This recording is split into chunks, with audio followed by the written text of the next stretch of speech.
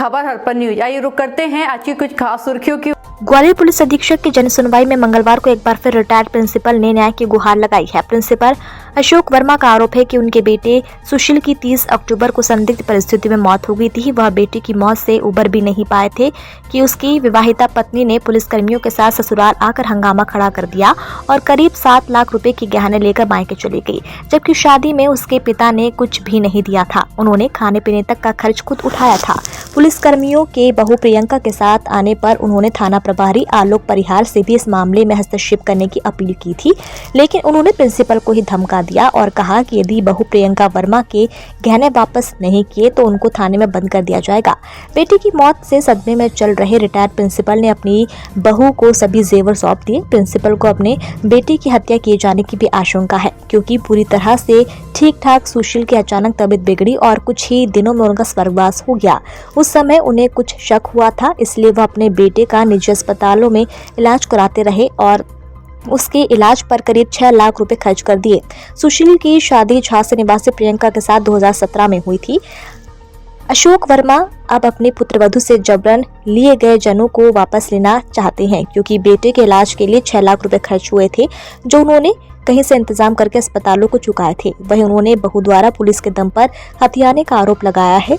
उन्होंने एक पंचनामा भी एसपी को सौंपा है, जिसमें उक्त जेवर पुलिसकर्मियों के सामने दिए जाने का उल्लेख है। पुलिस अधीक्षक का मानना है कि पुलिस को किसी भी पारिवारिक विवाद में किसी के गहने या संपत्ति दिलाने का अधिकार नहीं है।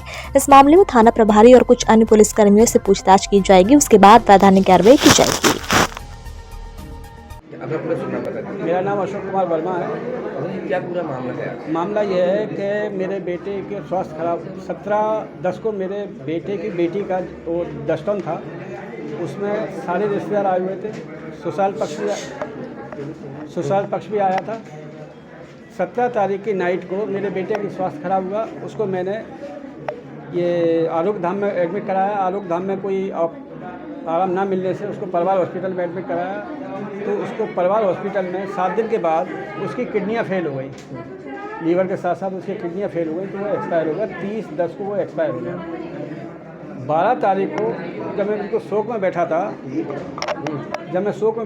पूरा परिवार शोक में बैठा था, तो ये झांसी वाले आनंद केसरी प्रियंका के पिताजी, प्रियंका तो हमारे यहाँ रह रही थी, उनके सहयोग के लिए पिताजी आए, माताजी आई और भाई आया। तो आके 3 पुलिस वालों को हजिया थाने से लेके आए। तो बोले कि आप हमको सारा सामान दो, सारा जेवर दो। तो मैंने कहा ऐसे कैसे दे देंगे? तो मैंने पुलिस वालों को भगा दिया। तो बोले आप टीआई साहब के पास चलो। तो मैं टीआई साहब के पास गया। 13/11 को नाइट 9 बजे में जब टीआई साहब के पास पहुँचा, तो टीआई साहब बाहर ही खड़े थे। टीआई साहब ने बोला कि आप क्या बंधक बना के रखोगे क्या, और आप अगर नहीं देते हो जेवर तो मैं भी बंद कर देता हूँ। तो उस टाइम पे टीआई आलोक परिहार साहब। तो मैं डर के मारे फिर उनसे कहा कि ठीक है साहब, मैं पंचनामा बना के दूंगा, क्योंकि ताकि मेरे को ये श्योरिटी तो रहेगी कि मैंने सामान दिया। ठीक है, इसलिए मैंने पंचनामा बना के सारा सामान देने को तैयार हो गया। उसके बाद उसी पे परिहार साहब ने एक दीवान जी गजेंद्र गुर्जर साहब को भेजा मेरे साथ। तो मैंने भी अपने साथी बुला लिए थे, राधेश्याम गुर्जर और देवीराम वर्मा, और मैं भी था। तो उसमें पंचनामा बना के इनको सारा जेवर सौंप दिया। 16-17 तोले सोना है, वो मैं इनसे वापस चाहता हूँ, ताकि मैं अपने बच्चे की बीमारी में जो 6 लाख रुपए लगे उसका मैं भरपाई कर सकूँ। इस समय इतना परेशान हूँ कि मैं आत्महत्या करने को तैयार हूँ। आज आप एसपी ऑफिस आए थे, क्या आश्वासन मिल रहा है? कुछ कार्रवाई हो रही है, नहीं हो रही है? यहाँ से तो एसपी साहब ने कहा था कि पुलिस को देने का कोई अधिकार नहीं है, और उन्होंने मल्लगढ़ थाने को लिख दिया था। मल्लगढ़ थाने पे हमारे पक्ष के सारे गवाह हो गए हैं, लेकिन अनावेदकों के 26/12 को नोटिस देने के बाद भी वो लोग नहीं आ रहे हैं। तो हमने निवेदन किया है।